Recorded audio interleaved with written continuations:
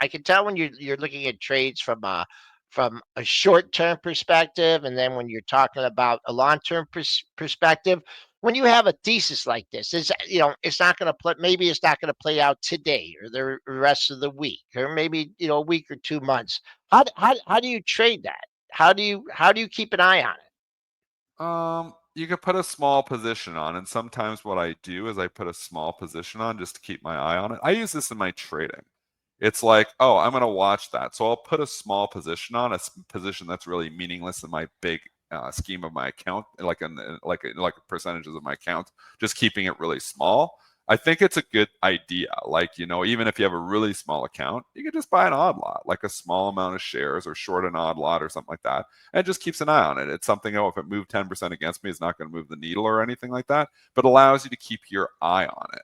So I've always used that strategy, is sometimes just have a small position, just keep your eye on it. And if you start seeing, oh, this is working, it's a way to not forget about an idea.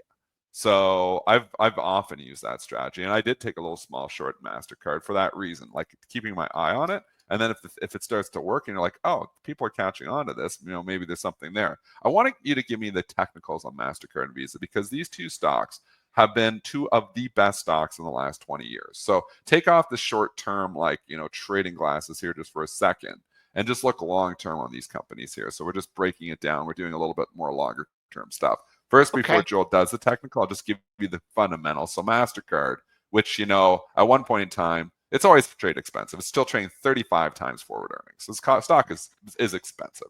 It's a staple. It's a cash cow. Everybody uses MasterCard. They've been unbelievable. Visa's 28 times forward earnings. So Visa's a little bit cheaper. But just, thoughts here, with Visa, MasterCard. I don't know. I'm just thinking, like, I just think there's that opportunity here where people are missing this trade. So give me the technicals on Visa and MasterCard. I'm just gonna give I'm just gonna go to the monthly. I'm gonna give you a number where I think as long as and I know it's $17 away, but we're talking about a $570 stock. The low for this month is 552.51. Let's just ballpark that 550. I think is a higher low over the last 2 months, so technically not much damage here. 550 is probably a big psychological level here.